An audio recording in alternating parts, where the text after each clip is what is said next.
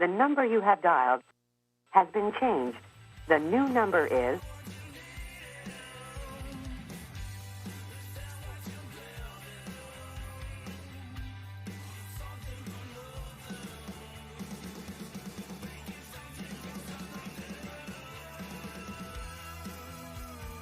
All right, welcome. Thank you to Julie's Andrews for this amazing music. I just came back from LA with them, got to shoot their show. It was absolutely amazing. Just letting the song play out because, well, I can. And I want to make sure I push the right button to let it just fade out. So we're going to find that out in a second. But welcome. I also have a new camera that I'm getting used to because it's got tracking on it. Yay, it did not loop. Fabulous. Welcome. Let's switch over from that. No, it is not beginning momentarily. We want that down at the bottom. Fabulous. So welcome to the Rat Hole. My name is Paparazzo Dave Chapman, and I'm here to play some games. I just finished an episode of The Legend of the Traveling TARDIS, where we were talking about the last two episodes of Christopher Eccleston, his Doctor Who run. That was great. I just changed the background, not the foreground. That's not what we were. There we go. See. So yeah, we just reviewed Bad Wolf and Parting of the Ways, so you can check that out over on their YouTube channel. Or I also later on will hopefully reload on this page and their page because I had it accidentally crossing a recent playing of Doctor Who Worlds Apart, which is a great game that we enjoy playing. No, none of this is paid for, but there you go. But as for today, I wanted to try out a few things. One thing I want to try out was the new camera because, you know, that's just kind of fun. I wanted to make sure I could get into my switcher, and you know, it looks like I can. I do need another thing to be able to make some of the other changes on it, but I can use my switcher, so that's good. But yeah, there's a whole bunch of controls that I can't do other than gesture controls because I can do gesture controls. But there's a whole bunch of other stuff I can do with these cameras that I want to try out. But I need an extra little dongle because it's plugged into switcher, not computer. So yeah, in the meantime though, welcome. I'm going to be attempting to play a little bit of... That's not the view I want. That's also not the view I want. That's the view I want. Of Tiny Epic Dungeons. This camera isn't AI. I can just pick stuff up from Gamelin Games. I've played this in the past, but it's been a while. It kind of just disappeared off of my queue before I got a chance to write it, and I want to write it. It'll be coming up soon, but I wanted to play it solo because I can. Also coming very soon is Tesseract, which I also played on this channel and repeated on the YouTubes, so you can definitely check that out. But yeah. Also, for the stuff, used the Dized app, and I love the Dized app. Again, they don't pay me anything. It'd be nice if they did, but they're great interactive tutorials. And because I just basically grabbed this off of my shelf and went, I'm going to play this in lieu of something else that I was going to be doing. So I figured I'd go through and check this out, and in theory, actually, I'm going to take that out for half a second. I want to make sure that it does, in fact, have the audio set up, because it should, but I'm not sure it didn't. Looks like it should have the screen audio. Good. Excellent. So let's go through and see what it has to say. I'm going to slide over here. Watch this. I'm going to move. And that camera's going to follow me. I like it. All right, so let's switch over. Please keep in mind, I do have Twitch up on my stream manager up over here on an iPad, so I should be able to see your comments, but I can't directly see it. because everything else is going to be covered over on. That's not the screen I want. I need this one right here. And that's also not the one I need. Where's the window I need? There it is. Haha! Window. Let's just make that full screen. And let's give this a shout. Let's play Tiny Epic Dungeons. Yes, let's. Tap forward to start. The Goblin's Coast is under siege by an evil that lurks in the nearby hills. A hero's call is sent out for a party of adventurers to cleanse the region of corruption. Ooh, okay, so I can't hear it when I come into this at all, just as a reminder. You have responded. It's now your mission to delve deep into the dungeon and its dangers. You will face vile minions, magical traps, and eventually the evil source. And you must hurry. Move swiftly through the ever-dimming corridors. Complete your quest before the darkness consumes you and envelopes the world completely. Dum dum dum. Let's prepare for the adventure by setting up the game. All right. Select the amount of players. 1 player. Excellent. When playing the game solo, you will control 2 heroes. The rules will be exactly the same as if you were playing a 2-player game. Later, when you have mastered the game, you can try and play the game controlling 3 or even 4 heroes. Open up the game box. Done.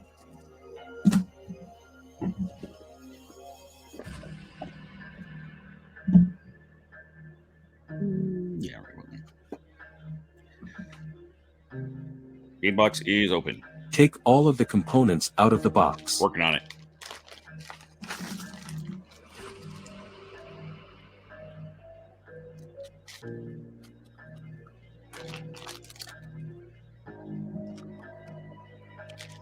This is expansion stuff, so I don't need to take that up. There is a mini expansion included and a full-size stories expansion that, if this goes well, and maybe I'll do that one too.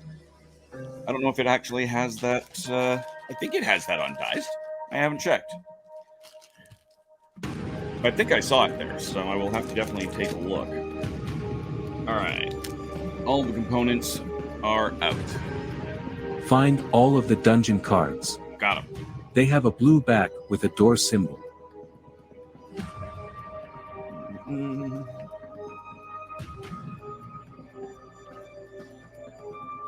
Back. These are them. We're just going to separate these all out because, they're going to ask me to do that in a second anyway. There we go. All right.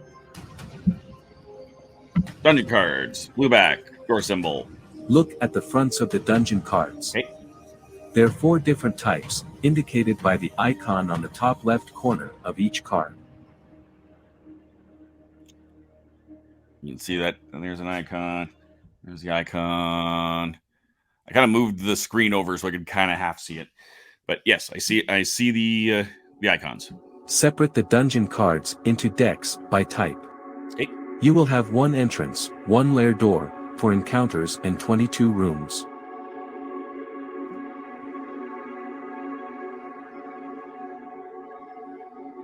Good. That seems to be... Oh, there's the stairs right there. Okay, that looks accurate. 1, 4, the rest. Good.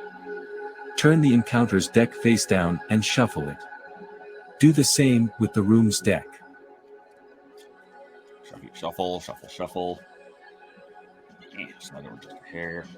And shuffle. Having played this bunch before, they should be theoretically shuffled. Let's form the dungeon deck. Start by drawing 3 cards from the room's deck without revealing them. Shuffle the 3 room cards. With the lair door card, place these 4 cards face down on the table. This will be the bottom of the dungeon deck. Need that here.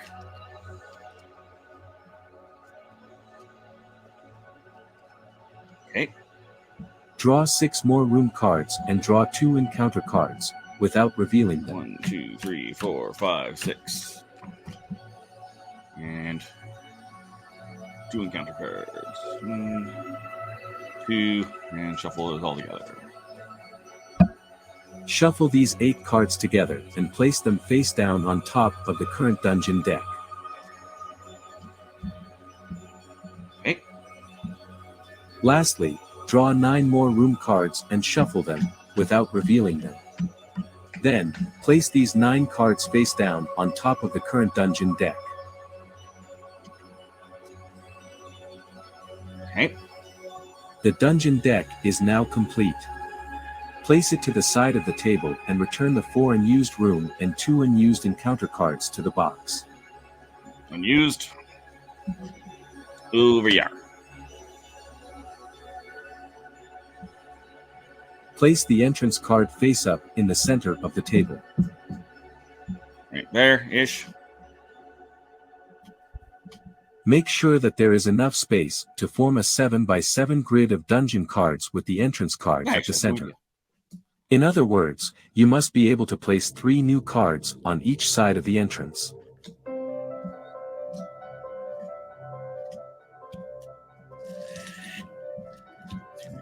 Alright. One of those cards has been dinged. Whatever. Let's just see. That looks like it's got plenty of space. We're just going to pop this up just a little bit. There we go. Looks like there is enough space there. We'll have to have some more stuff over here. I'm just going to pop back over and just make that bigger so I can see exactly how much space I got. That looks like a reasonable amount of space on either side of everything. I'm fine with that. Get the solo out. And pop over here. Draw 4 cards from the top of the dungeon deck, and, without looking at them, place them face down on all 4 sides of the entrance.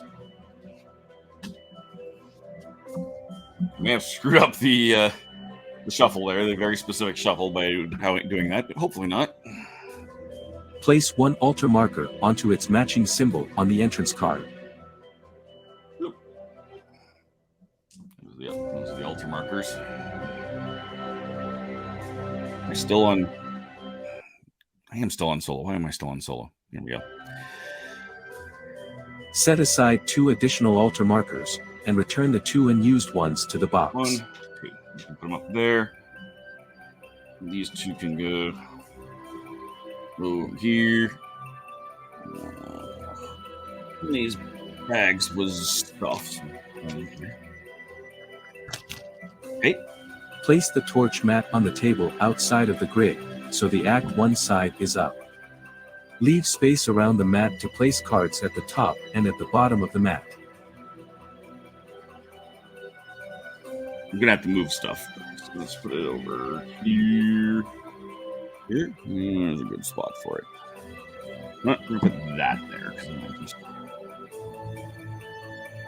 I know I'm gonna have to move stuff around, so I'll deal with that. In a few minutes. There. Place the torch marker for the starting position for a 2-player game, as shown here. Starting positions are different for each player amount, indicated by the number next to the hero helmet symbol. Okay. I don't like that where that is, because I get a whole lot of glare, but whatever, I'll deal with it.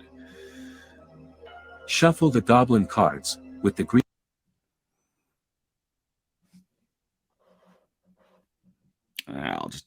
I'll adjust it in a minute.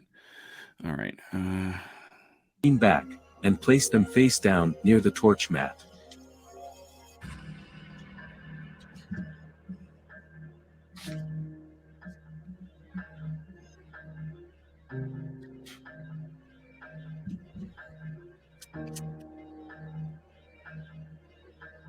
All right. There. Shuffle the minion cards, with the yellow back, and place them face down next to the goblin deck.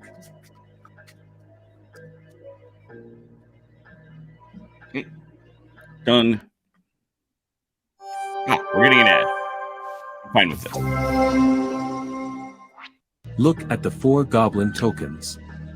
Each of them has a number from 1 to 4 on them. Place the tokens onto their matching numbers on the torch mat. 1, 2, 3, and 4.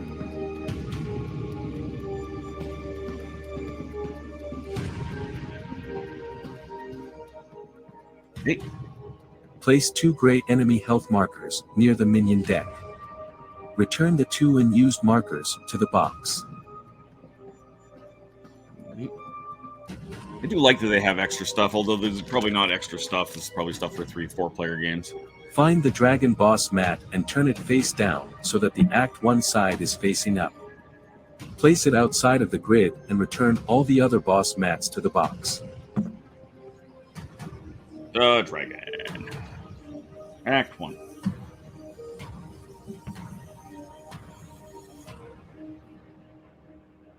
Note that normally you would choose any one of the boss mats randomly, so that you don't know what monster you will face in the end.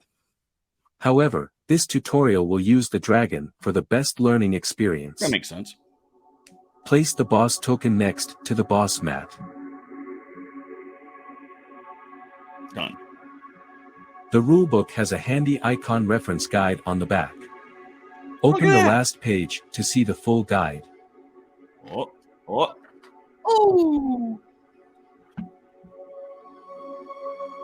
Place the rulebook with the icon reference guide nearby so you can check it if needed. Yeah, it's over there. You shouldn't need the rulebook during this tutorial. However, you will encounter many symbols during this game, so it's good to be able to reference them quickly. You can also find these symbols in the Dice rules, which you can access by selecting the button on the top right corner.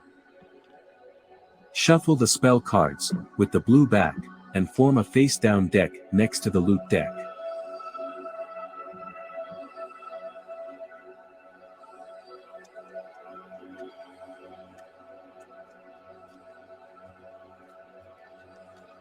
Hey.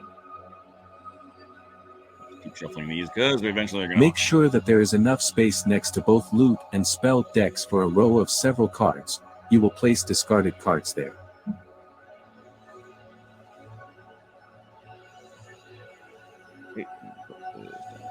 Here for now.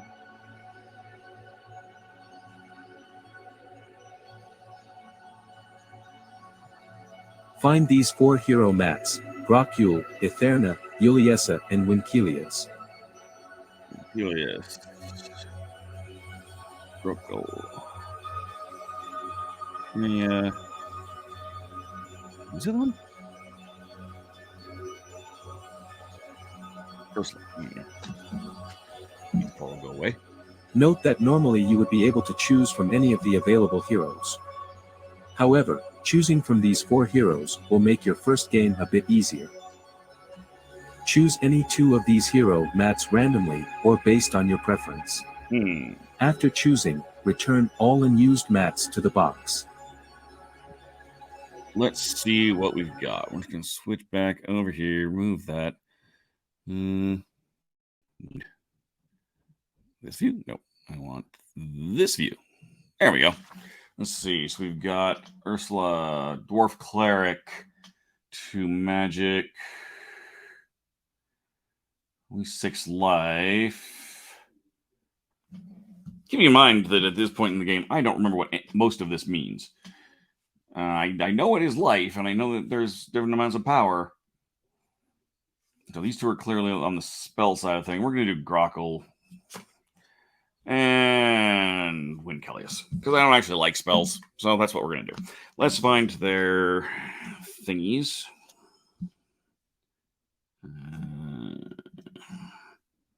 There's his, and...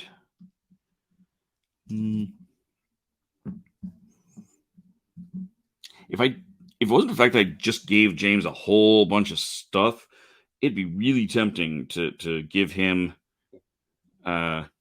these to paint, because Zowsers. I'm assuming this is him here, because it's got a bow.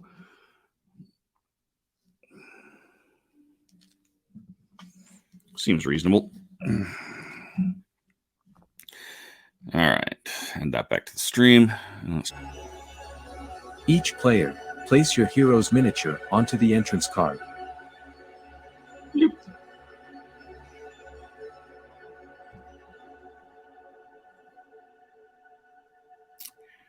One of the things I'm going to figure out with this new camera, because I can zoom in and out.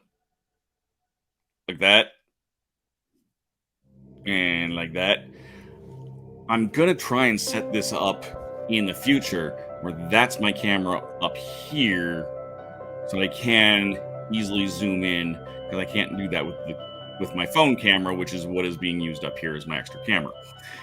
So we will try that out eventually. Maybe next week. I don't know. Then, place one focus marker on the top space of your hero mat's focus track, and place one health marker on the top space of your health track. Health and focus. Yes, we're going to put the rest of them back in the box. Place the 7 disarm markers outside of the grid. They are. Choose any of your 2 heroes and place 3 gray hero dice and 1 orange enemy die next to this hero's mat. This hero will take the first turn. Sure. Crockle. Crockle. Which hero will be starting the game? The setup is finished. Before delving into the dungeon, let's learn the basics of the game. Okay. Tiny Epic Dungeons is a cooperative game split into 2 acts, Yes. with players taking turns in clockwise order. During Act 1 you will explore the dungeon, discover loot and spells, evade traps and fight enemies in your quest to find the boss's lair. Okay. During Act 2 you will engage in an epic battle against the dungeon's boss. You must defeat the boss to win the game. You will learn the boss's mechanics when you encounter it. However, you must act quickly. At the end of each player's turn, the torch is moved down 1 step. If the torch reaches the last space of the track, the players will immediately lose the game.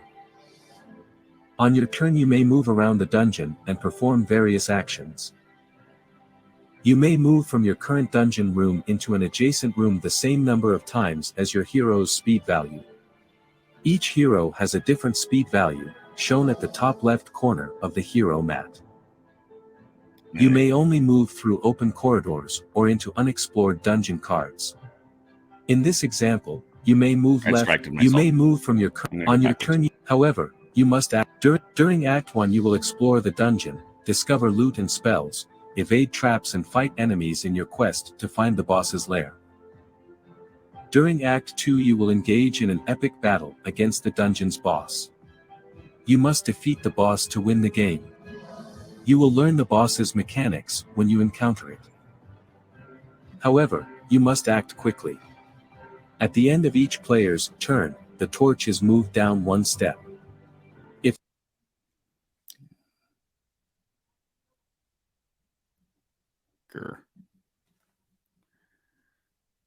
the torch reaches the last space of the track, the players will immediately lose the game. On your turn you may move around the dungeon and perform various actions. You may move from your current dungeon room into an adjacent room the same number of times as your hero's speed value. Each hero has a different speed value, shown at the top left corner of the hero mat. You may only move through open corridors or into unexplored dungeon cards.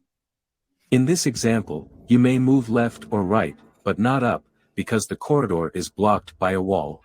Makes sense.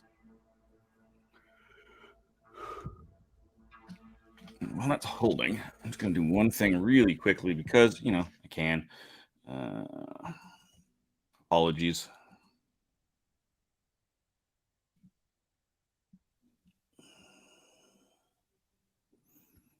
I need not that.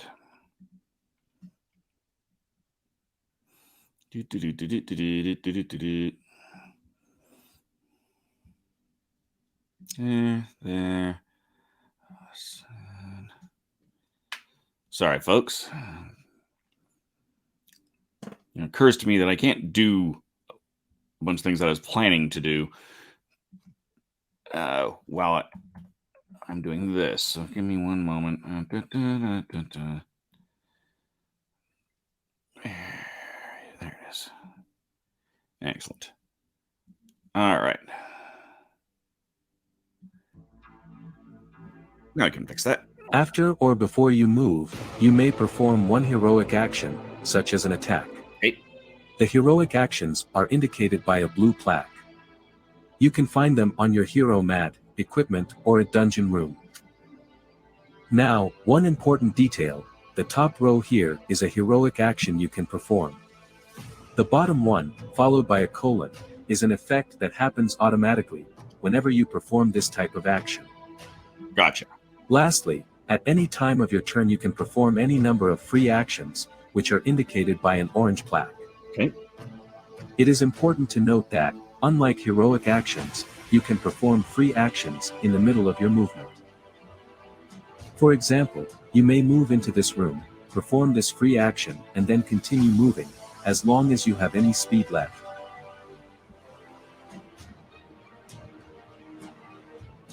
This is all the basic information you need to start your first turn. First player, get ready. All right. We're ready. Move out of there. Grokule, sharpen your axe. You might have noticed the free action available on the torch mat. Grokule, sharpen your axe. You might have noticed the free action available on the torch mat. It allows you to reveal all adjacent rooms at once. Wouldn't that be a powerful first action? However, this could get you into all kinds of trouble, like facing 4 goblins at once. So for this time, let's start with a more careful approach. Fine. Time to explore. Choose any one of the 4 face-down dungeon cards and reveal it. This one here. Can I switch this to be a different setup? I want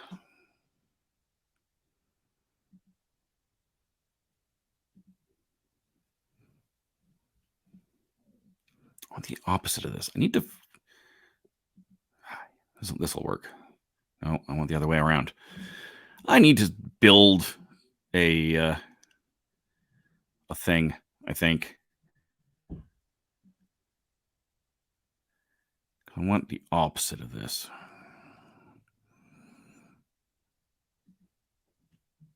All right, well, this is not, I'm going to have to just keep it the way it was.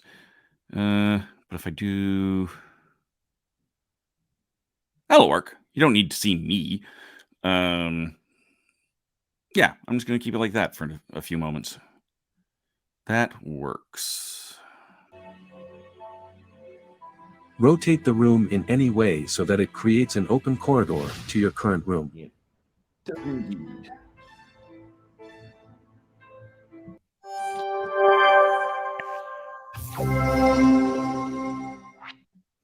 It's worth pointing out that I don't have the diced plus. Check if there are any corridors on the new room that lead to an empty space on the grid.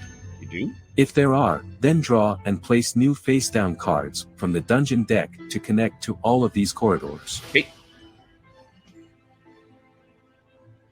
Move your hero into the newly revealed room now. Nope. This uses up 1 of your speed for this turn. Yes, it does. I have a speed of 3. Which type of a room have you revealed? If you see a red exclamation mark icon, select the leftmost option. I do.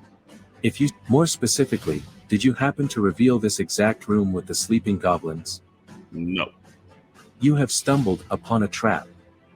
You must resolve the trap skill check each time you enter a trap room. Trap rooms show a die with a question mark. Yep. This means that you can choose any skill for this skill check. You will now perform a skill check by rolling dice. Your hero mat shows you how many dice you will roll, depending on the skill you're using for the skill check. 3 of them. Right. The more dice you roll, the better. For example, let's say Etherna was performing an intellect check. Her intellect skill shows 3 dice, so therefore she would get to roll 3 hero dice. You will always get to roll at least 1 die, and can't ever roll more than 3 dice.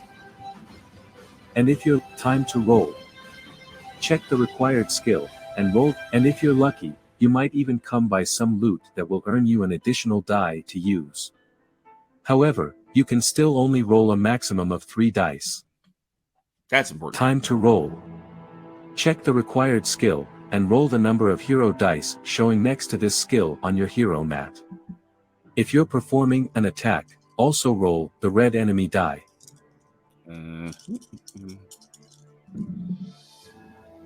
4, 5, 5, and a lightning. In order to succeed at the skill check, your rolled result must meet or exceed the listed number. Sure does. In this example, at least 5. I need a 7. Melee and missile attacks don't point to a number. To succeed in the attack, the roll result must exceed the targeted enemy's defense value, shown on the enemy card. Makes sense. In this example, the goblin's defense value is 4, so your result must be at least 5 in order to deal damage. Hey, hashtag Groove. Each Yes, number it over is the indeed a defense trap. value causes.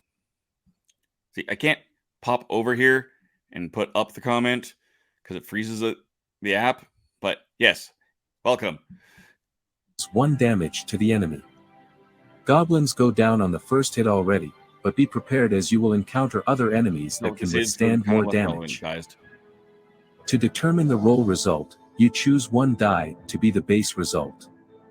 Then, if you have rolled any +1s or +2s, you may add their value to the base result.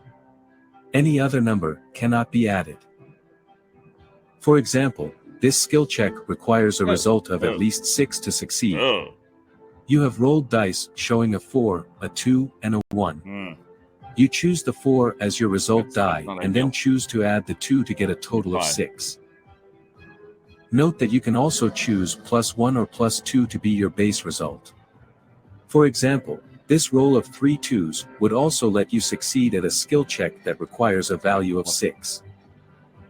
If you succeed at a skill check and if you haven't used all of your dice, you may gain rewards, shown on the unused dice. Note that if you don't succeed, you don't get any rewards. If you succeed, the unused dice faces from 1 to 4 provide you different amounts of focus, while 6 provides you 1 health. Whenever you gain or lose health and focus, you have to adjust the red and yellow tracks on your hero mat. This makes sense. You can't gain more than the track maximum, or go under 0. Really? To succeed in a skill check, you may also use your abilities. For example, each hero has this free action which allows you to change a result of a rolled die by 1. This costs 2 focus. Because this ability is a free action, you can use it as many times as you have focus to spend. Note that you cannot change a die value from 1 to 6 or from 6 to 1. Now, choose your result die and optionally add any die faces with a plus sign. Then, check if you have reached or exceeded the required skill check value. I have not. I just want to make sure. Because to succeed in a skill check, you may also use your abilities. Because this ability is a free action, you can use it as many times as you have focus to spend. Note that you cannot change a die value from 1 to... Now, choose your result die and optional. Traps only have an effect if you fail in the skill check, indicated by the red X icon. I have failed. If you have failed in avoiding the trap, then lower your health now as indicated. Yuck. In this example, -2. Trap rooms also have a disarm icon. After performing the trap skill check, you may choose to try and disarm the trap as your heroic action. If you don't disarm the trap, the heroes will have to perform the check each time they enter the trap room. However, you don't have to perform the check if you start your turn already in the trap room. If you choose not to disarm the trap, you may continue your movement regardless whether you have succeeded or failed at the trap skill check. When you want to learn more about disarming traps, select the Disarm Trap from the Heroic Action menu. I will do Move, perform a heroic action or a free action. Tap Sure. Help if you need more guidance, and choose End Turn when you don't want to, or cannot perform more actions. Let's do it. Which heroic action are you performing? Disarm. The disarm action can only be performed in trap rooms. No. After performing the trap skill check, you may choose to try and disarm the trap as your heroic action. Successful skill check disarms the trap, which is indicated by placing a disarm marker on the dungeon card. From now on, the room is safe and you don't perform a skill check when you enter the room. But if you don't disarm the trap, the heroes will have to perform the check each time they enter the trap room. However, you don't. Additionally, if you succeed, you may discover one loot or one spell card, as shown next to the disarm action success icon. This reward can only be gained once, as after that the trap has been disarmed and this action is no longer available. No. If you don't disarm the trap, the heroes will have to perform the check each time they enter the trap room. However, you don't have to perform the check if you start your turn already in the trap room. If you choose not to disarm the trap, you may continue your movement regardless whether you have succeeded or failed at the trap skill check. Lastly, you cannot perform a disarm action. There are enemies in the room, unless there is at least one other conscious hero present in the room to distract the enemies. Do you want to try and disarm a trap now? Yes. Okay, let's roll the dice. Look at your hero mat to see how many dice you get for the required skill, and roll this number of hero dice. I only have 2. Oh, 4. I have failed. I should not be surprised at this. Now, choose your result die and optionally add any die faces. Have you succeeded in the skill check? I did not. What a tricky trap. Luckily, there is no penalty for failing at disarming a trap. Well, other than you having now spent your heroic action for the turn. Heroic action completed.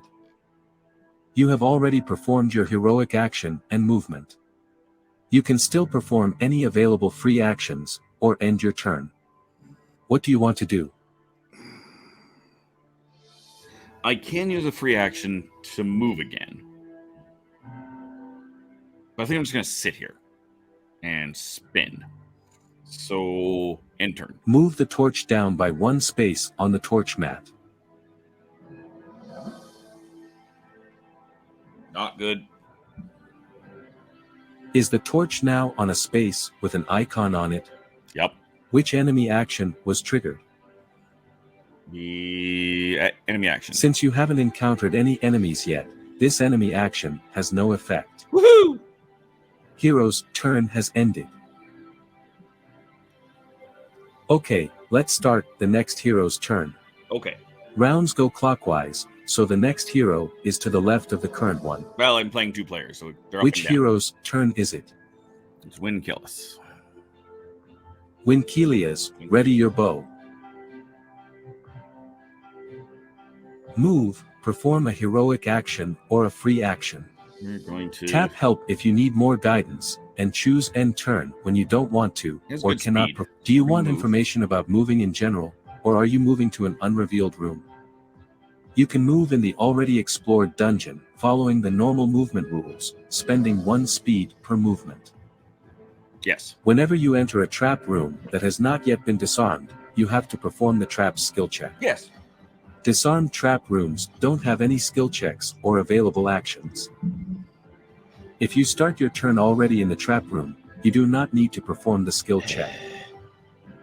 Performing the trap skill check, and whatever the outcome of it is, does not end your movement. The only exception is the goblin bunks. Aha! You can consider it to be a trap room which cannot be disarmed. Every time you enter, you risk waking up a goblin. If a goblin appears, then your movement ends. Goblin encounter and minion encounter rooms trigger only when the room is first revealed. If you revealed this type of room by moving into it, you take some damage and your movement for the turn ends immediately. Note that if you manage to reveal rooms without entering them, the enemies are still added normally, but you don't take any instant damage for being ambushed. Also, you don't perform the skill check when revealing a trap room without entering. If an enemy moves into your current room, and potentially even attacks, that does not end your movement. You can continue moving and performing actions normally. Performing a heroic action after you have started moving cancels the rest of your movement. This is because heroic actions can only be performed before or after your movement. Free actions are allowed whenever, even in the middle of the movement. So you can move into a room, perform a free action, and then continue moving. Lastly, if you start your turn already in a trap room or in the same room with an enemy, you are allowed to move away. Your movement is only terminated if you enter a room with an enemy in it. Move, perform a heroic action or a free action. Alright, just Tap to catch help up. if you need more guidance, and choose end turn when you don't want to, or cannot perform more actions. Alright, so, while it was babbling on, I moved into the trap room. It's a trap! I failed the trap, took 2 damage, but I was able to disarm the trap, and I got a Warhorn of the Bear card, which will give me some extra abilities down the road. And turn. Add. Move the torch down by 1 space on the torch mat. Ugh. Not ideal. Is the torch now on? Which enemy action was? Draw a card from the top of the goblin deck, and place it face up on the torch mat, in the unoccupied slot with the lowest number. If there are no cards left in the deck, shuffle the discarded cards to create a new deck. Place the goblin token that matches the slot's number in the entrance room. Bloop. Hero's turn has ended. Before we start the next round, let's learn what happens if your health falls down to 0. Yes, let's. Whenever you lose all of your health, you become unconscious and your turn ends immediately. To indicate this, lay your hero down in its current room. If you start your turn unconscious, you must perform the rest action. Makes sense. Rest is the heroic action shown on the left of each hero mat. By performing the rest action, you gain 3 health and 5 focus. And because your health is no longer 0, you become conscious again. When you start your turn becoming conscious with the rest action, you are only allowed to move afterwards. You cannot perform any free actions during that turn. So, try not to fall unconscious. Thanks. Other heroes may be able to perform healing spells or abilities to heal an unconscious hero. Whenever your health rises above 0, you immediately become conscious. Note that you may take the rest action even if you're conscious, just to gain health and focus. Also, you will soon find minion encounters, and later on, the lair door. From now on these will also be available on the menu. Grokule, sharpen your axe. It is sharp. Grokule has Battle Rage. It shows a colon, which means that it may be activated whenever you perform a melee or a missile attack. Right. If you choose to activate this ability, you pay 3 focus to increase the result of your skill check by 2. Grokule also has Sprint. This lets you pay 1 focus to gain 1 speed. This is a free action, so you may perform it multiple times in a turn, as long as you have focus left. Move, perform a heroic action. Woo! Do you want information about? Reveal a room card now, and rotate it so that it creates an open passage from your current room. Oh, goodness. You don't need to match the other room's doors, but remember to add unrevealed rooms to open corridors. You see that? There's the new room right there.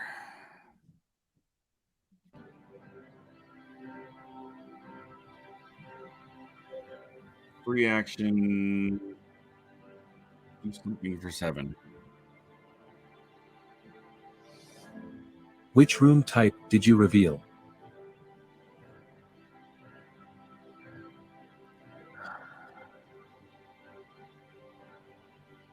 No. No.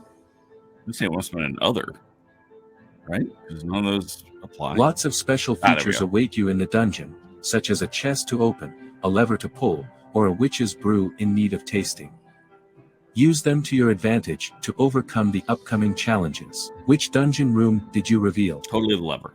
When you are in this room, you may take the shown free action and perform a skill check of any skill type. All right. If you succeed at the skill check, you may take one loot from the discard pile, if there are any available. However, if you fail, you must move the torch down by one space on the torch mat, possibly triggering an immediate action. Move, perform a heroic action or a free action. Not going to spend that. Tap help if you need more guidance, and choose end turn when you don't want to, or cannot perform more actions. Seems like I'm just going to check that. It said that I can only grab it. Where's the loot? Reaction. Loot do. Let's be discarded with torch. Yeah, so it is only from the discard row, and there are no cards in the discard row, so we are not going to pull that lever. We will continue. We can't continue moving in that direction, so we're going to go.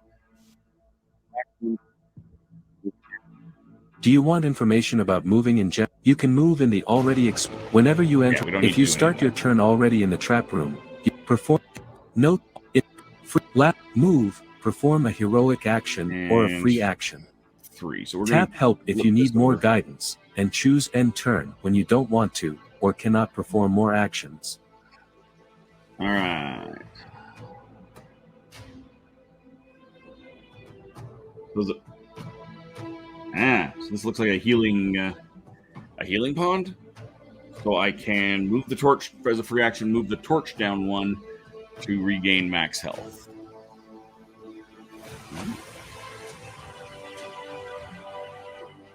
Interesting. So that is my 3 movement, however. I'm not going to do that because that's not worth it. I'm going to sit on it, rotate. Move the torch down by one space on the torch mat. Minion space. Is the torch now? Which enemy act? Are there any enemies present in the dungeon? Yes. All enemies will now attack the conscious heroes within range. Unconscious heroes, the ones that are lying down, are unaffected. When attacking, the enemies deal direct damage. This means your defense abilities are ignored. Most goblin actions show a slash, which means that they either move or attack. If possible, an enemy will always attack. Otherwise, they will move towards the closest conscious hero. For example, the stabby goblin targets all heroes in the same room. It deals 1 more damage than the amount of goblins present in the dungeon. Okay. So if there were 3 goblins present, the damage would be 4. It's in the dungeon, not in the room, which is sucky. But there's only one of them. If there were no heroes in the same room, then the stabby goblin would move instead. Enemies move via open corridors towards the closest conscious hero up to their speed value. Done. For stabby goblin, it would be 4. Enemies must always move via the shortest path towards the closest hero. If there are multiple shortest paths or multiple heroes within the same distance, you choose where the enemy moves. Makes sense. If there are no conscious heroes, the enemy does not move. Also makes sense. The shooty goblin's action shows a plus sign, which means that the goblin moves and attacks. It deals 1 damage to all heroes that are in the same room, or up to 2 rooms away. To be in range, a hero must be reachable via open corridors, but doesn't have to be in line of sight. In this example, both heroes are within 2 range of the goblin. Yes. Later you may encounter some enemies, which have other attack effects in addition to dealing damage. Makes sense. For example, Ooze on You don't the need an hero's example. turn has... Now that you're getting a hang of things, remember that you also have a free action available on the torch mat. For the cost of moving the torch down 1 step, it allows you to reveal all adjacent rooms connected to your current room. Oh, we'll put more rooms in The there. cost is steep, but it might be really beneficial. You might avoid walking into a trap or being ambushed by enemies. Note that you first move down the torch and deal with the potential immediate action, in this example at a goblin. Only after this you reveal the rooms. Winkelias, ready your bow.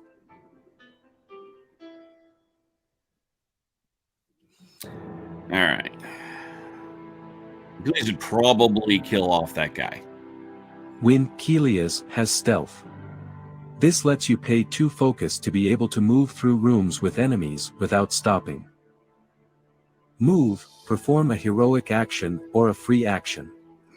Tap help if you need more. Which heroic action are you performing? Can I missile attack?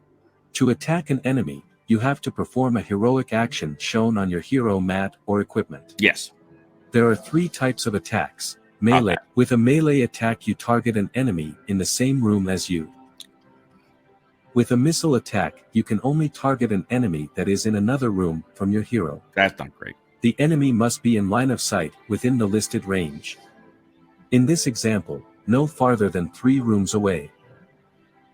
An enemy is in line of sight if you can see it through open corridors by following a straight line. Among these 4 enemies, only the top right enemy is in line of sight of you. This makes sense.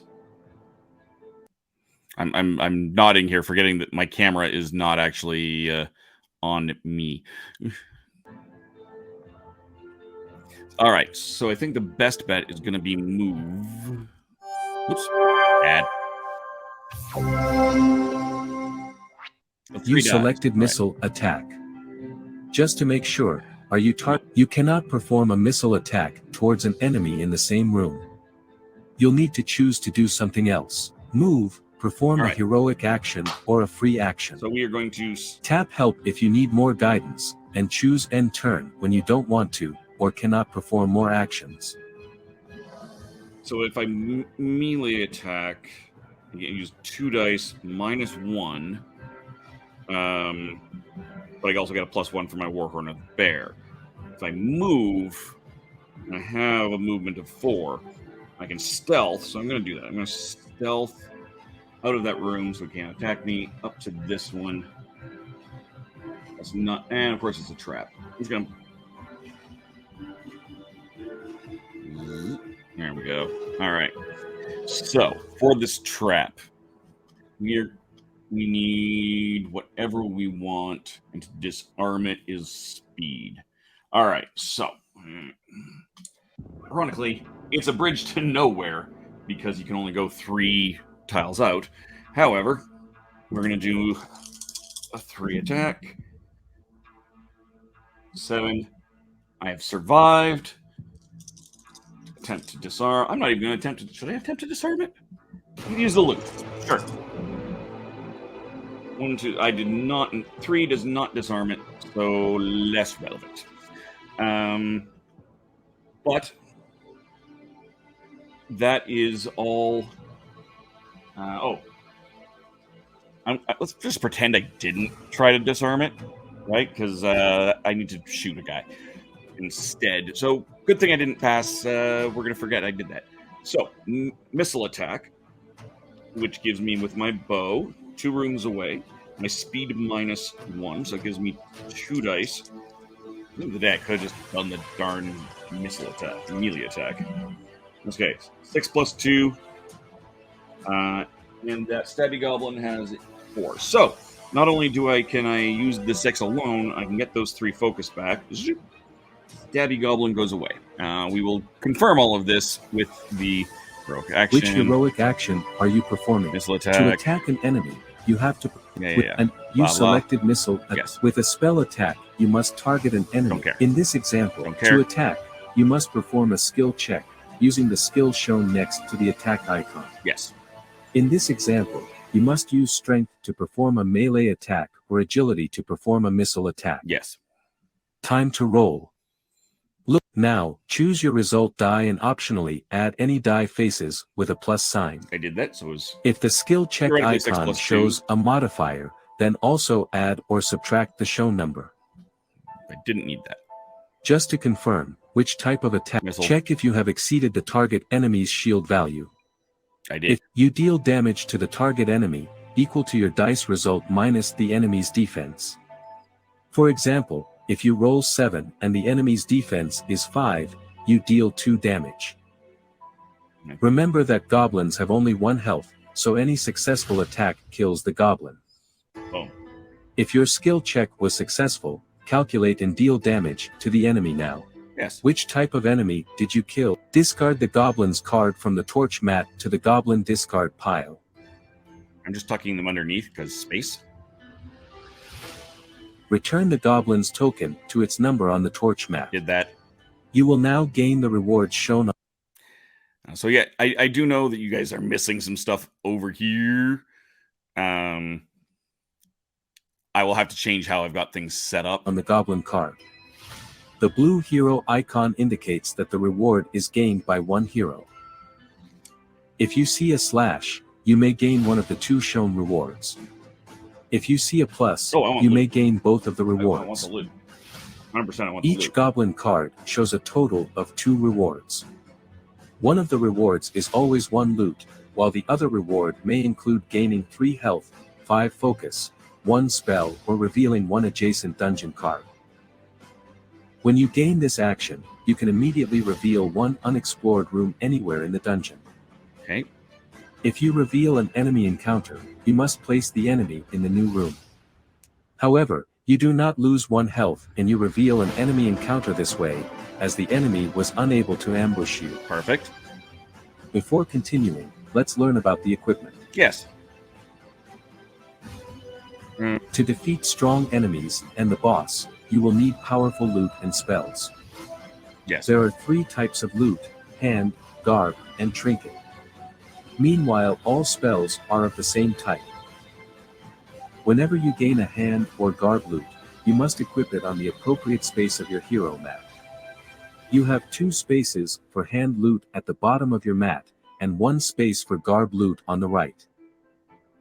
Whenever you gain trinket loot and spells, you must place them anywhere near your hero mat. You have a limit of 2 spells and 2 trinkets, as indicated on your hero mat. Right. You may discard any of your loot or spell cards as a free action on your turn. Okay. Whenever you do so, you must place the card face up in a row, above the appropriate deck. Can I just give it to someone? You may need to discard cards to make space for new ones. Also, equipping hand loot covers one of your starting abilities. Valid. If you discard the card, you may use the ability again. Loot and spells let you take new actions or improve your other actions or attributes. For example, the crossbow lets you perform the shown agility missile attack with range 3 and +1 to your dice result. It also automatically provides you 1 focus each time you perform a missile attack, no matter if it's the one on this card, or any other. Some loot are parts of legendary sets that have been separated, and reuniting them unlocks their full power. Yes. Each legendary item is indicated by an animal icon at the bottom of the item. When you equip multiple loot from the same legendary set, you gain the ability, shown at the bottom of the loot cards. For example, if you have 2 items from the lion set, you gain 1 health each time you perform a melee attack. And if you have the full set of 4 items, you gain 3 health. Cool. Meanwhile, if you have 2 items from the panther set, you add +1 to your skill check result each time you perform a missile attack. To gain loot or spells, you need to resolve an effect with one of these icons. Yes. The colored icon lets you discover 1 loot or 1 spell. Yep. Yeah. After you draw a loot or a spell from the deck, you have an option to discard the card instead of equipping it. This may be a good option if you don't have space for the card, or if another player needs it more. Meanwhile, the gray icon only lets you gain a card from the appropriate discard row. Gotcha. Unlike the colored icon, the gray icon doesn't let you draw a new card from the deck. Gain the goblin reward now. So I gained the ruby figurine, which gives me extra strength. I'm going to keep it for now. Although Grokul is has some benefit there, would get a whole lot of benefit out of that. I can live with it. Did you kill another enemy? No. Heroic action completed. Yes. You have already used your heroic. Move the torch down by 1 space on the torch map. If you want a reminder on the symbols, tap the button. Nothing Otherwise, happens, tap forwards. Hero's turn has ended. Isn't Before it? we start the next turn, let's learn how you can lose the game. Oh, it's a good You thing, lose though. the game if any one of these 3 situations occurs. Right. Second situation, the I torch jumped ahead, sorry. First situation, a 5th goblin must be placed, but 4 goblins are already in the dungeon. Right. Second situation, the torch reaches the skull at the end of its track. Don't let that happen. The third situation, the lair door cannot be found. In this case, the lair door hasn't been found yet, and there are no open corridors leading to unrevealed dungeon cards. Try to avoid these situations while you search for the boss's lair. That makes sense. Don't do that. Grokul, sharpen your axe. Move, perform a heroic action or a free action. Tap help if you need more guidance, and choose end turn when you don't want to or cannot perform more actions. Probably fine. Eventually, I think this is going to kick me out. But here's what we're gonna. So here's what we're gonna do. We're gonna take that out, and we can do this. Hello, welcome. I'm back. You can actually see my face now, and more of the board. Ooh. All right. So Grokul, we are going to move into this room here, which gives me a goblin in that room. I'm going to double check that in a moment. So we'll go back into this and take a look, shall we? We're going to add that in. Which one was I using? I was using that. All right, so let's just do that and see what it does. We have moved. Do you want information about moving? Room. Reveal a room card now, and rotate it so that it... Which room type did you reveal? Goblin encounter. More specifically, did you happen to reveal this exact room with the... You have encountered a goblin. Yes. When you reveal a goblin encounter room by moving into it, the goblin ambushes you and you lose 1 health immediately. If you are in the goblin room, lose 1 health now by moving your health marker down by 1 space. Done. Regardless whether you are in the room, now draw a card from the top of the goblin deck, and place it face up on the torch map in the unoccupied slot with the lowest number.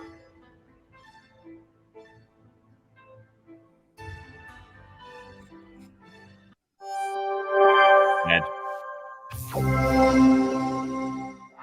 If all 4 slots are occupied and a 5th goblin must be placed, the game ends and you lose the game. Yeah, so, it is important. Are the 4 goblin slots already full and you would have needed... When you run out of cards in the goblin deck and you must reveal a new goblin card, shuffle the discarded cards to place the goblin token that matches the slot's number in the newly revealed room. Yes. Your movement ends whenever you enter a dungeon room with an enemy. So, if you are now in the same room with the enemy, you cannot move anymore this turn. That's fine. Note that your movement terminates only when you enter a room with an enemy in it. If you start your turn in the same room with an enemy, you are allowed to move away. Goblins don't have a health track. This means that they have only 1 health. Deal any damage to them, and you will kill them.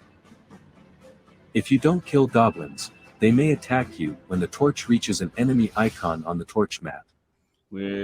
Also, after killing a goblin, you may gain the reward shown on the goblin card. If you want to attack the goblin, you will soon get the chance to perform a heroic action. However, let's first finish looking at this room type. Sure. You might be able to perform a search in this room, which is a heroic action. I cannot. You can perform this search multiple times in this room during the game, but remember you can only perform 1 heroic action per turn. Right. However, search and disarm are the 2 heroic actions you cannot perform if there are any enemies in the room. So we gotta kill this guy. Well, unless there is another conscious hero to distract the enemies. Alternatively, the room might have free actions available, such as being able to kill a goblin instantly, being able to discover a new spell or teleport instantly to any revealed room in the dungeon. However, teleporting is only allowed if you would be allowed to move away from the room anyway. For example, let's say your movement ended because your movement for this turn has ended, but you can still... All right, so we've moved away from that. Pull that out. All right, so nope, that's not what I wanted. Thank you very much. Need that. All right, so got to kill a goblin. We're going to smite him with my smiting of smites. 4, 5, and a 6, but there is nothing I can add together. Goblin power is 6, so I have met that, and I think a tie goes to me, so yay. I do get a focus back, but I have full focus. Killed a goblin. And I get a loot. I can either open a new door, and there's a door here and a door here, or I can just get more loot. I am totally getting more loot. Thank you very much. Yeah. Crossbow. It is a hand weapon. And this gives me +1 to my speed, which gives me 3, which is good.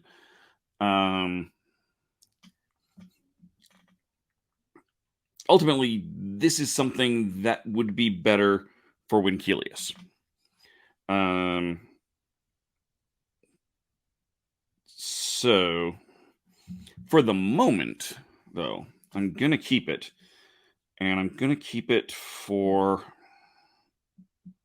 Oh, I forgot I had the axe. I forgot about that. I keep not using the sprint, so I'm going to cover over the sprint with my crossbow. It gives me a little bit more oomph, and all of that. Again, it would be better for Winkelius, but I think this is going to keep things a little more balanced. So this is what I'm going to do. That ends his turn. And I'm just going to pop back over here, reset this in turn. So move the torch down. I do not need a reminder. Oh, good. It's not, it's just to finish this off. And you can play on your own. There we go. So now it's not tracking my You turn. can still keep using the menus for help, and remember to start Act 2 when you enter the lair door. All right. So there are some things to keep in mind. First, keep revealing the rooms. You must find and slay the minions before you can enter the boss's lair, to which you also need to find the door. We'll make it work. When you explore the dungeon, remember to keep the grid within the 7x7 limit, with the dungeon entrance being in the middle. Bridge to nowhere. Try to find loot and spells that will help you in facing the boss. The battle will not be easy. No. Good luck, heroes. Keep playing. All right, so we're just going to take that back out. All right, here we go. And so we've got our crossbow. We dropped it down, and we have our goblin action. Can I move this? I'll move this up as I go. Space is a premium, unfortunately, right now. So, but we get a new goblin in the entrance. It is Boomy Goblin. Boomy Goblin goes boom. But he's not going to take an action until next turn. So it is now Winkelius' turn. Winkelius is up here. We're going to go 1, 2, 3. It's a treasure tile. So I'm going to get a goblin. I'll get some treasure if I do it. I can search it with a 5 of, but not until after I've killed said goblin. And that is a a special action. So I think the most ideal way to do this, that'll give me the most bang for my buck, I think. So we'll do that. So when Keylix is in here, a new goblin comes in here, and that goblin will be another Boomy goblin who has a defensive 4. Normally, my dagger has a -1, so I'd be doing 1. But I do have a ruby figurine, which gives me +1 die, so that gives me 2 dice instead of 1. Or no, so that's my total. That's not my dice that I'm losing, isn't it?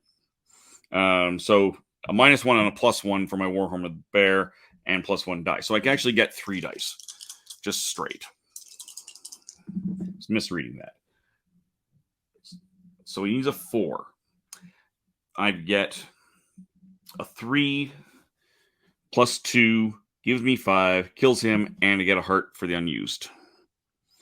So yay. Goodbye, Mr. Goblin. And we are going to totally take a thing.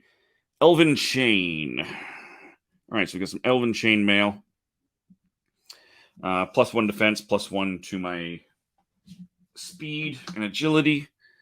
That is my movement ended. That is my heroic action ended. So that ends the turn. Move this down. Goblins take actions. Boomy can't boom anybody, but can move up here.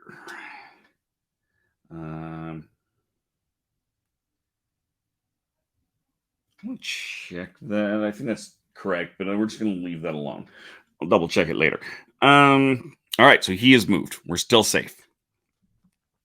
Grokul. He's going to move up here. Oh, I should have put another. Oops, I didn't see that. And another one down here. So we get another goblin. And this time it is a shooty goblin. Has a defensive 5. So, we can make that work.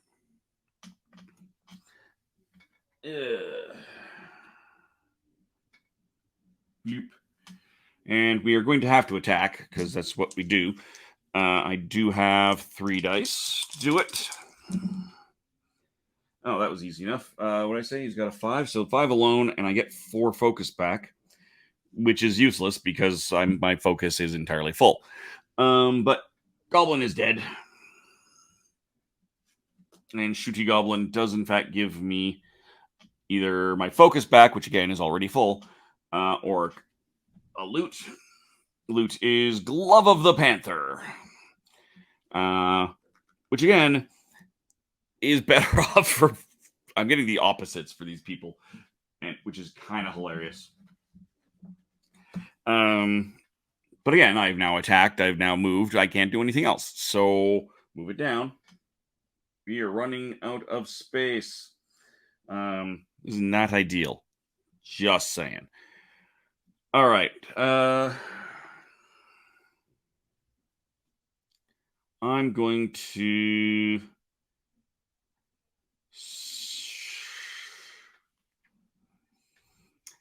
As much as I want more loot, I should move. We're getting close to not being good. So we're going to check that out. Oh, this is good. This is good. And we're going to bring Dized back up to confirm. This is where I get a minion. But we're going to bring that back in. Just like that.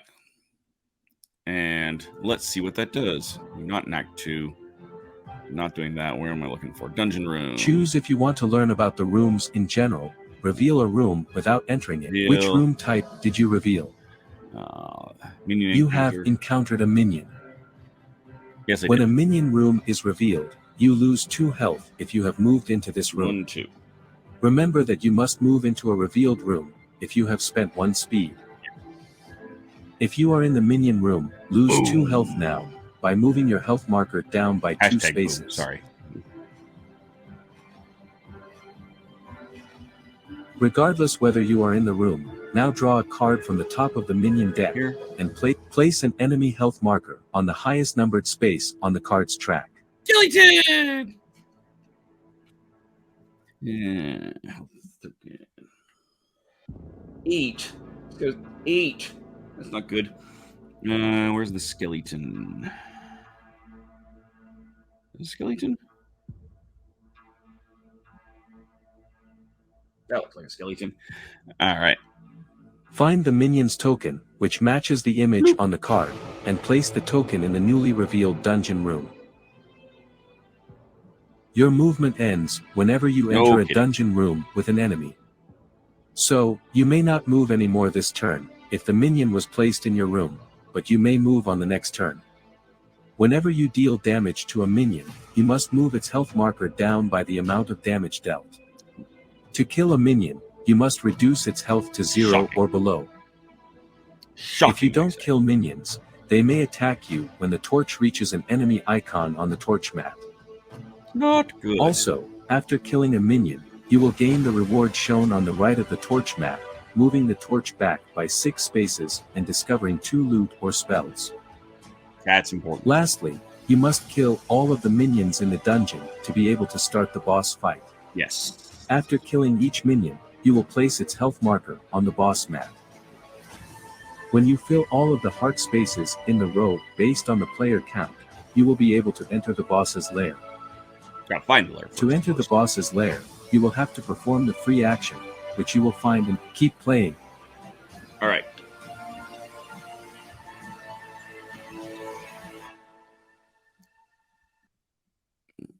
Here we go. Yo. All right. So, we got our little guy here with our skeleton. We're going to have to attack the skeleton. Like, this is the no ifs, ands, or buts here. I can't move away. I think I can. I can't tell if I can stealth away if I've lost my movement, right? So I don't know if that stealth power works to get away this turn. So I still have to attack. Gives me 3 dice, no penalties because of the ruby figurine, Warhorn. Even though I'm only using a dagger. So that is a 5 in total. And he has a power of 4. So we're going to just use it all. It doesn't matter. I have no focus, so it doesn't matter. So yay. I've hit him. It's over and above, right? I've now lost my... I'm not going to reopen it. I'm just going to double check in the rule book rather than going back through Dized. I just had a moment. Don't you hate those moments? Rev, don't you hate it when you just kind of lose what you were doing? Attack a minion. I need a minion. I need a minion. Goblins. Goblins. Time to kill enemies. 13.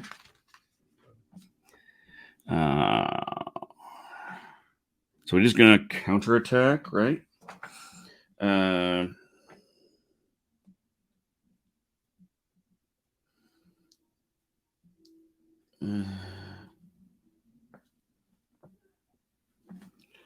Modifiers here. Yes. All right, here we go. Medium traces.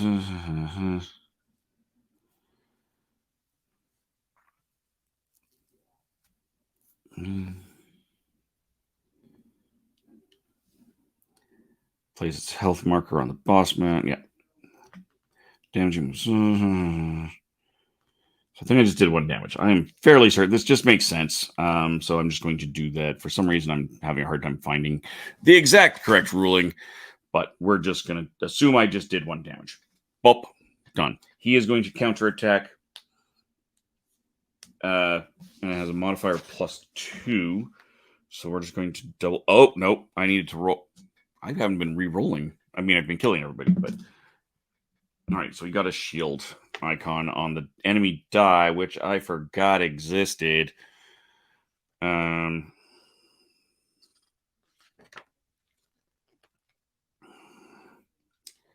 So, attacking the boss using the entering the boss's lair.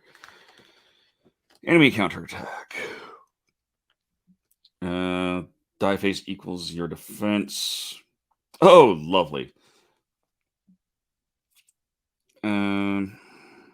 So I'm just doing 3 damage. All right.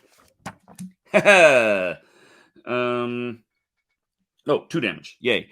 So 2 damage. 1, 2. This is not ideal, just saying. All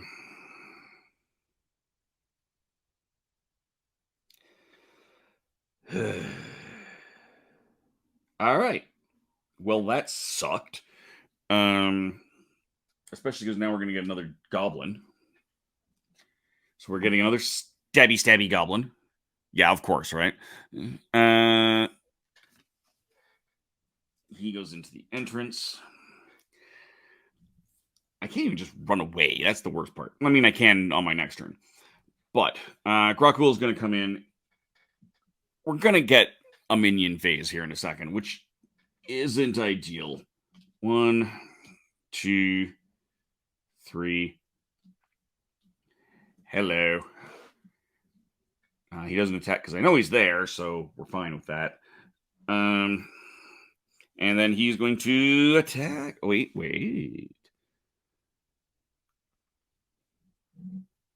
+1. I have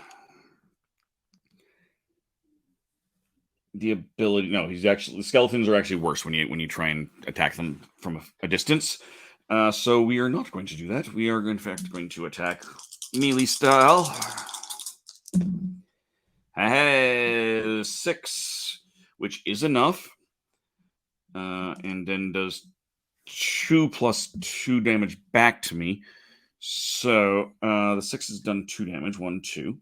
Can't use these, but I do get a heart back, and I do get a power back, which I didn't need. But he is going to do 4 damage minus my shield, which is 2. So he's going to do 2 damage to me. 1 and 2. No soaking of any sort of significant amount of damage. That will end that turn. Minion turn. He's going to move. 1, 2, 3, 4. That much closer. And then he attacks for 2 damage and 3 focus. 1, 2, 3. 1, 2. And when Kilius is out like a light. 1, 2. 1, 2, 3. So that's not good. Okay. It is now Winkilius' turn. Can only do one thing, and that is 1, 2, 3. And ramp up that. I have now taken the rest action. I can, as a free action, however, get the F out quietly and secretly, but that will put me into another goblin room, which isn't actually better. So, I can't attack it. I can't really do anything. I need to double check what that is. Hold on. I want to check one thing on this Warhorn. Because yes, there is a small smack ton of icons. That is one of the things I dislike about this particular game. It has very decent things, but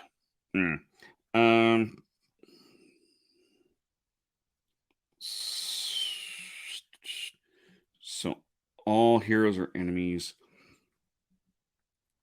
And what is that?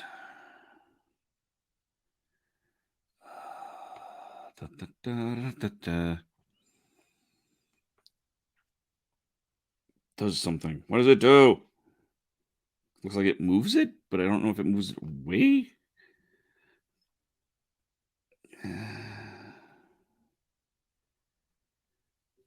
I can't portal. There we go. Move target enemy X number of rooms away.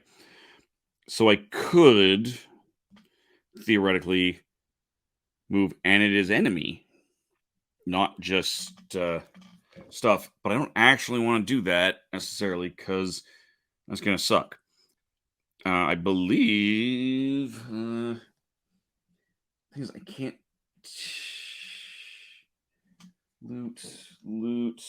All this is new loot. This is the worst part, is I can't actually take the loot from the discard piles. Should I decide that's a specific thing you have to do. All right. Well, he's back up and running ish. I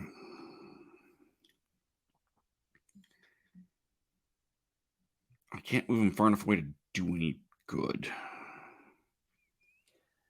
Yeah, I just have to kind of sit on it and rotate. All right. That moves down. Grocule takes over. He's not in a good shape either. For the record, I'm going to lose this game. Just saying. I have no chance here. Which is not great. Oh, no, it wouldn't have mattered. I'd still be toast. I forgot I had Elven Chain on him. All right, well, Grogule's just going to attack because that's really all he can do with the 3 dice. Hope for a really good roll. 8 and a heart. I needed that heart. So 8 gives 4 damage. 1, 2, 3, 4. Almost. But he counterattacks with enough to kill me. Boop. So he's now out. And that ends his turn. This moves down. We get another goblin. I have to shuffle the goblins at this point.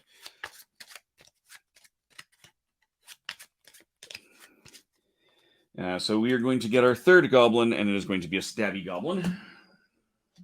He drops in over here. All right, when Keyless has to attack, there's no ifs, ands, or buts, and as long as he succeeds, he will, succeed.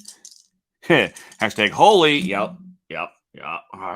5, which thankfully, because I have nothing that I can add to that, does do 1 damage and does kill the minion. Bloop.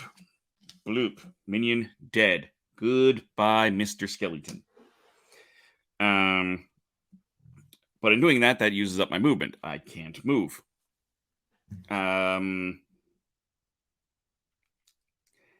know what? It's not relevant, so I'm going to die. I'm going to cheat.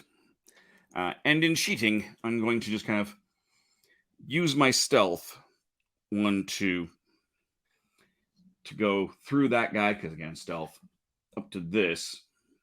No, I'm not. We're going to pretend I just didn't say that. That's not helpful at all. I can cheat. It's a solo game. I'm only cheating myself. And you, my fabulous viewers. But that ends the turn. Minions do their thing. He moves 4. 1, 2, 3, 4. He moves 1. He moves 1. This is not great. But again, it doesn't actually matter. Because after the next turn, I'm dead. Yeah. I'm just going to call it right there because Grocule can only stand up. That's his heroic action. That's all he can do. And that will take the mat down to 0.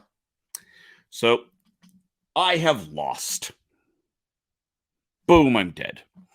But I mean, this is a cooperative game. It is intended to be hard. So what I think I'm going to do is I'm going to go away.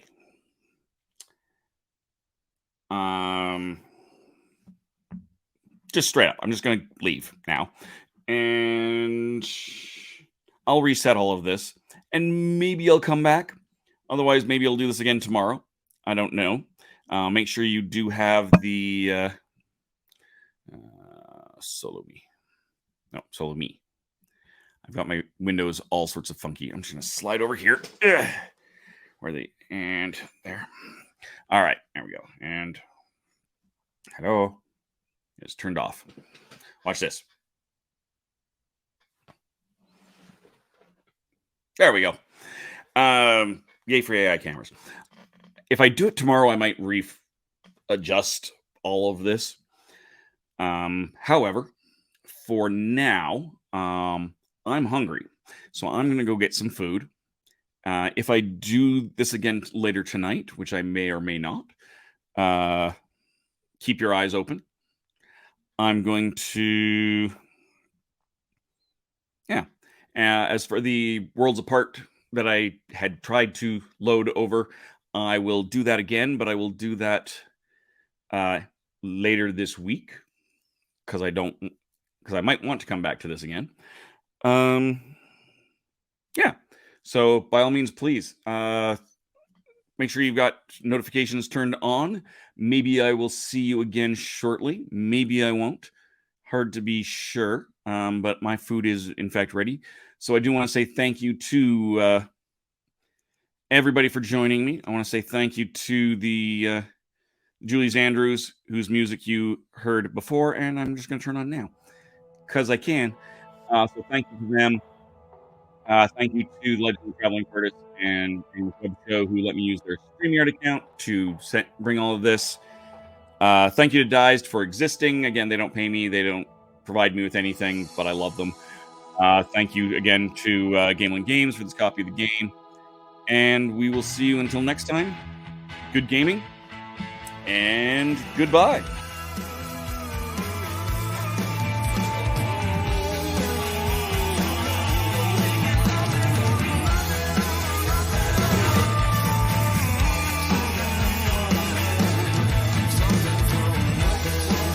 Is that better? That's a little bit better. Hello! So, welcome. I want to thank the Julie's Andrews for that fabulous music that's playing out right now. I'm back for the second time tonight. Technically a third time tonight if you were watching The Legend of the Traveling TARDIS. But I wanted to... I still have this thing turned on to loop. Don't loop. I don't want you looping. Go away. Go away. All right, so... as I said, I'm back for the second time tonight. Third, if you've been watching The Legend of the Traveling TARDIS. I wanted to try another round of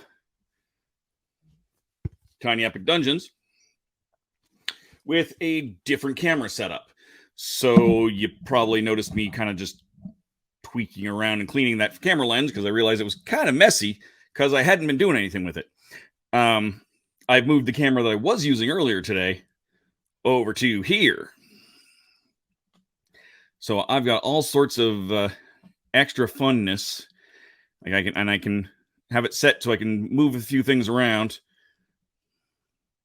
So I'll get a little bit more space. Did I just pull the camera? I think I just pulled the camera when I moved my laptop. I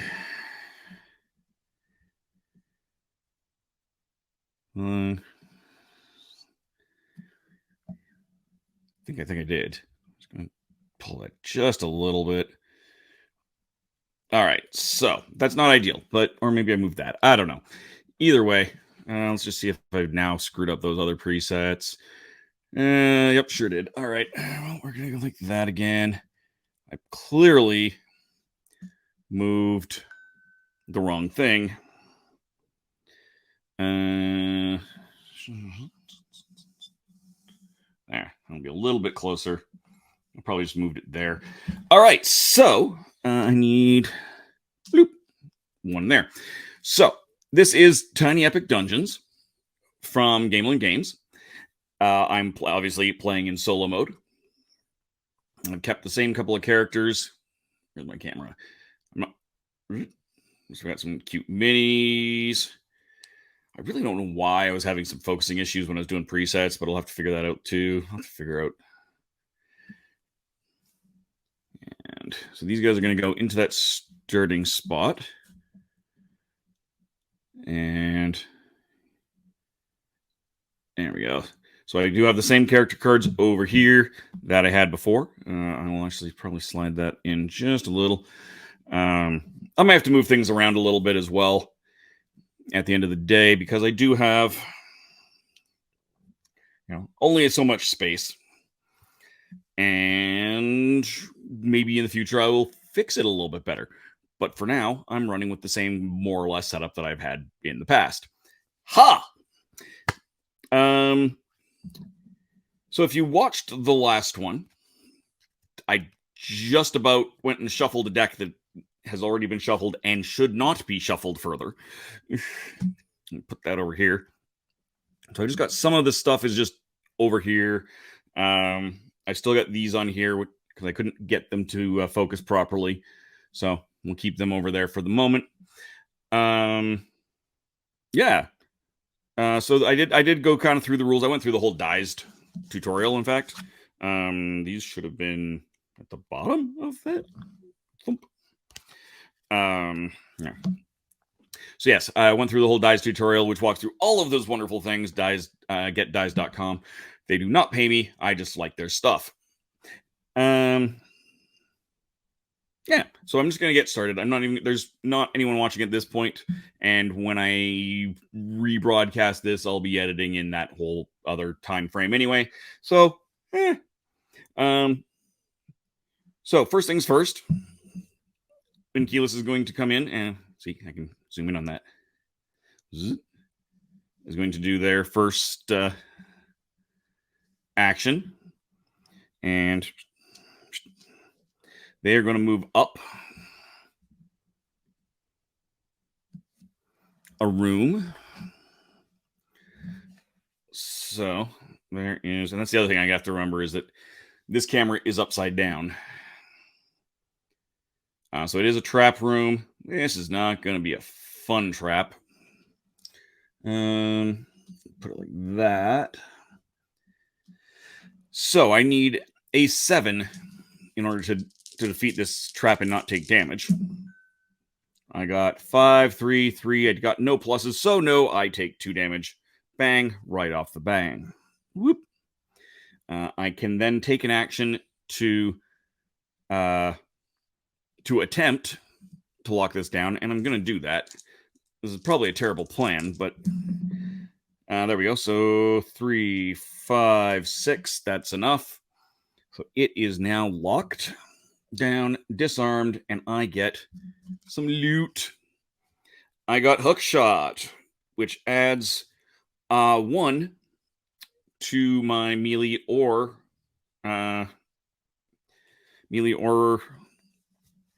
other shot thing. I want that to go and replace my dagger, because the dagger sucks. All right, so there we go. Because I took my heroic action, that ends that turn. So the next thing we do is do that.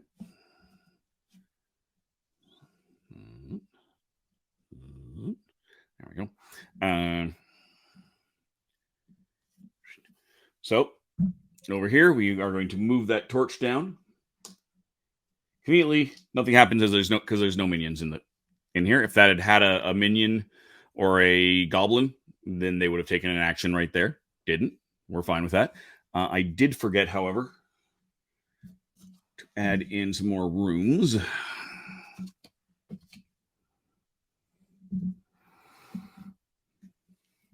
All right. So now it will be Grokul's turn. And he's going to move. I'm going to make him move this way. Spreading out is not a bad thing. So we're going to move into that room. So I'm going to get a goblin.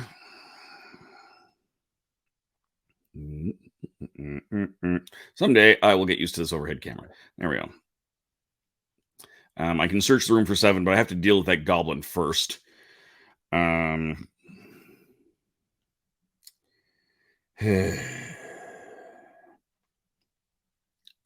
And of course, this is a goblin that I could take the from the discard pile. These only seem to come up when I have nothing in the discard pile over there.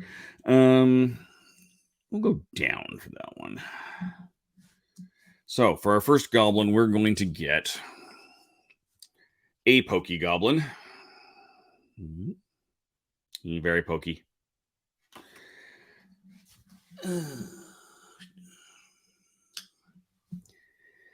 And I really don't have a choice but to fight him. I mean, we're going to get more stuff in a moment anyway. So I'm going to smack him around a bit. And with my axe, I get +1 on 3 dice. And a big yawn. And it doesn't really matter what I do. He dies. I forgot to roll that extra die. Doesn't matter. Let's just check what that icon is anyway, just to be on the safe side.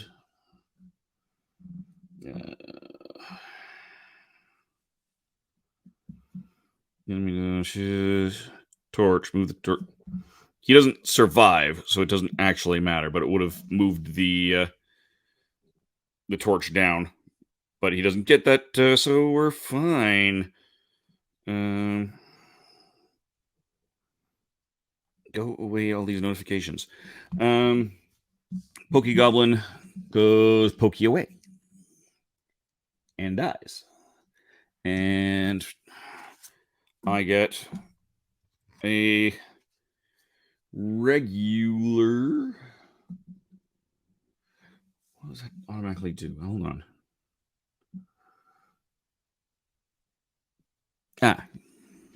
Gotcha. So that's what that. Okay. Cool. So I get a thing. That's the wrong draw pile. There we go. Plate mail of the lion. Gives me a +1 shield. And extra hearts as I get more of them, if I collect the rest of the lion set. So we will put that there. And action turn for goblins and stuff. They're all dead, so that's fine. I could have taken some free actions, but I don't really have. Oh my, I always end up yawning on these streams. All right, so it does become when Keyless's time. Let's go this way, I think. Ooh, another why is he getting the traps? So this one only is 6. But good luck with spell casting to seal it. So not great.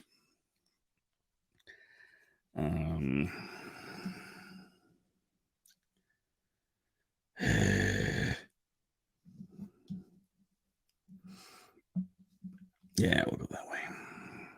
No. That's stupid. We'll do that. Might as well put the walls to get against each other, right? So I need 6. There we go. I got 6s. We're fine. I'm safe.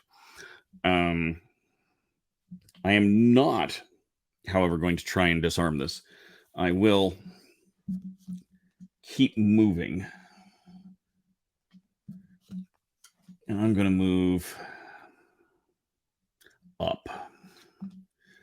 Hey, we've got ourselves a minion already. That's kind of surprising. Wonder if I didn't screw something up. That's okay. And our minion is going to be, drum roll please, the Troglodyte. He's got 7 health, 5 for shields, only 1 movement, so he's kind of slow.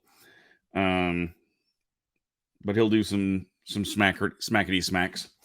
So there's my troglodyte. Where's his thing? I think that's the troglodyte right there. Bloop. Haha, of course he's gonna do something else. So I have not taken my heroic action. I am going to, what is he? Counteracts higher if I on a melee or on a spell or range. So we're gonna go ahead and roll this. Hit him for 6, which does these do nothing. Damage for 1. Goodness. For 2, sorry. That's a 7 because I've got a bonus there. So I do 2 damage to him. Where did my hurts go? 1, 2. Gotta get him back on camera somewhere. Oh, that's extra stretchy outy. All right, so yeah, I've done 2 damage to him. 1, 2. He did 3 plus 2, so he hits on a 5. My shields are a 3, so he does 2 damage to me. 1, 2. This is not ideal. Especially because I can't get out to help him.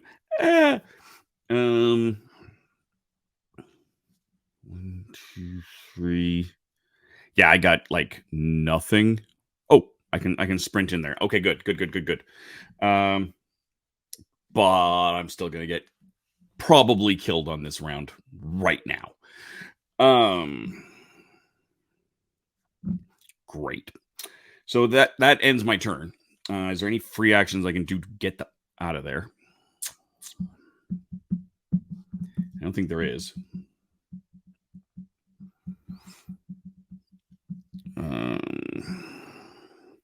Short of, can't move the dice up higher than 6, so yeah, I can't do anything more. All right, this goes down, and he's just gonna attack. All right, so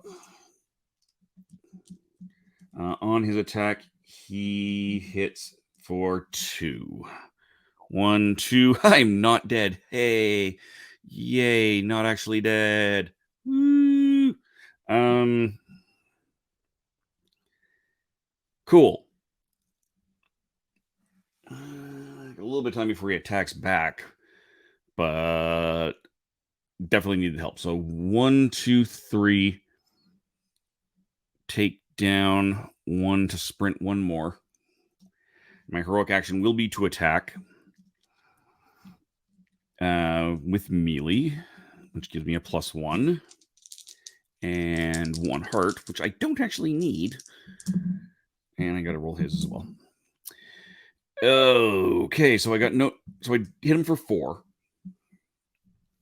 but do no damage because it's not enough. 5. It's still not enough though. Shoot. It's enough to hit. It's just not enough to do any damage, but I don't get the heart because I don't need the heart. But the torch is going to move down 1 on the counter attack. Yikes. And that ends his turn, which brings the torch down again. And guesses a goblin in that center spot. Today's goblin is going to be a shooty goblin. So he goes up there. He's only got a movement of 2, so it'll be a bit before he gets there. All right, well, I need to flee. I don't have a choice. I need to. Okay. For the record, I just cheated. I don't care, but I just cheated because I ran through a trap room. I have to run away. I can either run away or I can die. He has 5 health left. Odds of me hitting enough to do anything about that are slim. If I rest, I will gain back a little bit of stuff, but not enough to matter. So I think we have to move. And this is not bad at all. I can search on a spell, but my spellcasting is crud.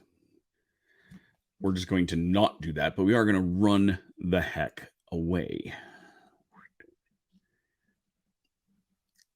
For one, I don't know why I looked at that. I didn't actually notice what it was and whatever. And my heroic action, Shooty Goblin does.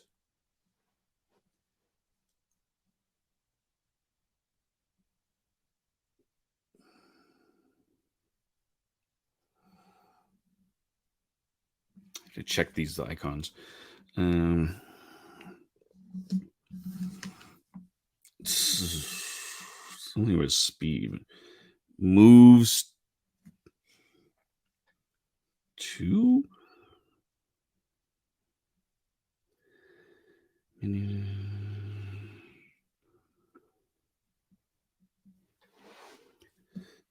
All heroes. And he moves and then does 2. Oh, he moves and does 2 damage? I think that's what that is. I don't like that.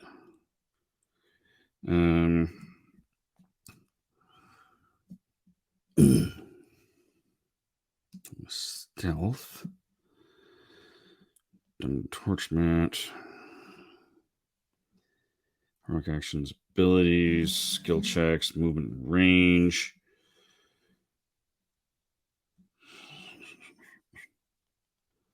Yeah, it's a plus. Okay, so yeah, he'll move and then do 2 damage. Yeah. That makes sense. All right, that's not great. I have to rest. So 1, 2, 3. What a waste of my rest, but I kind of don't have a choice. And now the minions do their thing. So Shooty will move 2, 1, 2, and do 2 damage. So net of 1 gain on there, which is not, terribly terrific. And then 2, 1, 2. Also sucks out the last of my energy. Not great. All right. Over here. We attack again. Nope. Still nothing. Counterattack 4. Nope. Counterattack is 5. And he has a shield of 3. So that's not good. That's 2 damage to me. 1, 2. This troglodyte is going to kill me. That ends my turn. Thankfully, nothing happens. We are so close to already being dead. Like 20 minutes in, and I'm almost dead. This isn't great. But I have to beat this guy. I have to beat the troglodyte. I have no choice. Turn over here. I have to basically beat up the goblin. I can't do much else. Where was that a minute ago? Get all my energy back. Or he's got, I have to. 6, so I get my energy back that I didn't need. The other guy needed it. But Shooty Goblin is dead. I do get I get my energy back. No, I don't. Longsword of the Lion. So he needs that. I'm going to discard this. I don't really have a space. I'm just going to put these spell cards over here because I'm not going to use them. And hope that he can get something that'll let him draw that. End of my turn. Get a new goblin. Bleep. Because of course we do. This game is brutal. Brutal. Boomy Goblin.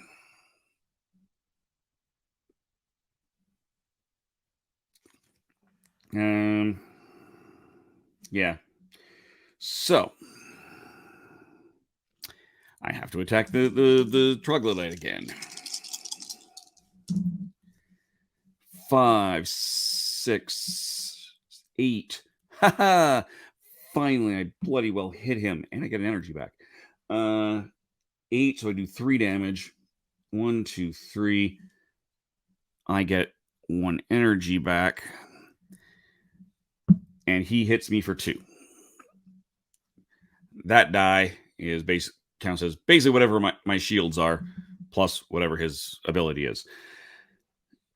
I'm not saying it's not well designed, just that it's brutal. Minions do the minion things.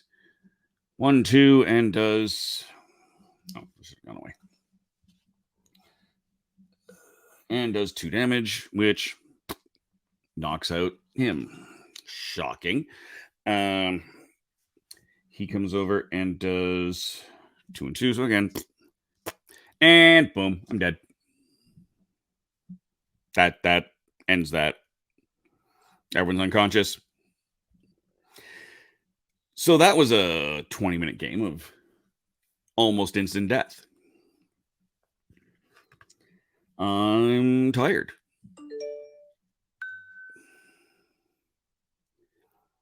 So I will flee for now. Yeah, that's 2 rounds of this. You can definitely check out Please and Thank You. Bloop. Come back to here. So yeah, I will be reloading this. It'll remain here on Twitch, twitch.com/TheRatHole.ca. It will be shortly going up on my YouTube. I'm probably going to edit the 2 of them together into a single stream. Put that up whenever I get around to it. Meanwhile, tomorrow on this YouTube, I will be meeting up with James, my paint slinger. I gave him a giant bag of goodies for him to plan and whatnot, and paint. So he's going to do some openings because some of those are actual boxes of stuff. So we will be doing that at 6 o'clock Mountain, 8 o'clock Eastern. So you can please stop in, check that out, do the thing. Once again, I do want to thank the Julie Zanders, whose music I just turned on.